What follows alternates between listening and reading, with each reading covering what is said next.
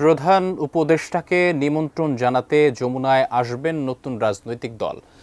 জাতীয় নাগরিক পার্টির প্রতিনিধিরা সেখানে আছেন। সহকর্মী জাহিদ হোসেন সরাসরি যুক্ত হচ্ছি তার সঙ্গে। জাহিদ, কি তথ্য আছে আপনার কাছে এই মুহূর্তে, জানাবেন আমাদের বিস্তারিত।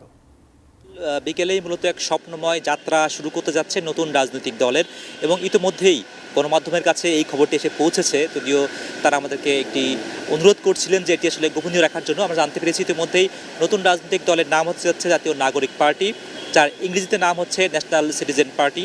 তো সেই জায়গা থেকে সেই যে নাগরিক পার্টির যে আয়োজন, সেই আয়োজনের প্রধান উপদেষ্টা ডক্টর মোহাম্মদ ইউনূসকে নিমন্ত্রণ জানাতে একটু আগেই মূলত সম্ভাব্য পদধারীরা তারা এসেছিলেন, এবং সেই প্রতিনিধি দলে ছিলেন আব্দুল হান্নান মাসুদ, যিনিও এই রাজনৈতিক দলে পদ পেতে যাচ্ছেন, ছিলেন আরেক সমন্বয়ক নুসরাত তাবাচ্চুম, তিনিও পদ পেতে যাচ্ছেন কালকে রাজনৈতিক দলে। তো তারা যখন আমন্ত্রণপত্র পৌঁছে দিয়েছেন তখন প্রধান উপদেষ্টা আসলে তাদেরকে আন্তরিকভাবে গ্রহণ করেছেন, এবং তারা আমাদেরকে যেটা জানিয়েছেন যে প্রধান উপদেষ্টা তাদেরকে সৌহার্দ্যপূর্ণ তাদের সঙ্গে ব্যবহার করেছেন এবং বলেছেন তাদের জন্য শুভকামনা জানিয়েছেন, এবং তিনি আসলে আমন্ত্রণটা গ্রহণ করেছেন। মূলত লিলি হালাল বিউটি সোপ, বিএসটিআই কর্তৃক সনদপ্রাপ্ত দেশের প্রথম হালাল বিউটি সোপ, দীপ্তিময় উজ্জ্বল ত্বকের জন্য। তো কাজেই এই আমন্ত্রণ পর্ব তারা ইতিমধ্যে চলমান রেখেছেন। তারা শুরু করেছেন মূলত প্রধান উপদেষ্টাকে দিয়ে। এখন তারা মূলত গিয়েছেন বিএনপিকে তারা এই আমন্ত্রণপত্র পৌঁছে দেবেন। এরপর তারা জাতীয় পার্টিকেও মূলত একই আমন্ত্রণপত্র পৌঁছে দেবেন, যাতে করে তারা আগামীকালের যে রাজনৈতিক দলের আত্মপ্রকাশ সেখানে তারা অংশ নিতে পারেন।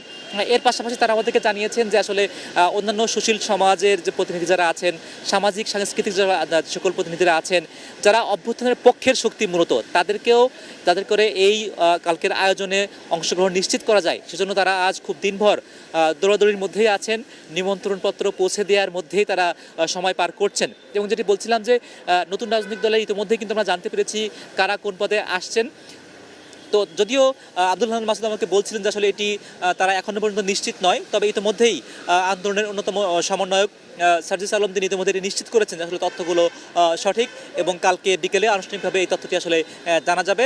এবং সেই আয়োজনে কারা কারা অংশ নিচ্ছেন, অন্যান্য রাজনৈতিক দলের নেতারা, বিশেষ করে প্রধান উপদেষ্টা আদৌ অংশ নেবেন কিনা, সে সকল তথ্যগুলো জানতে হলে নিশ্চয়ই কালকে দুপুর 3টায় নজর রাখতে হবে মানিক মিয়া এভিনিউতে।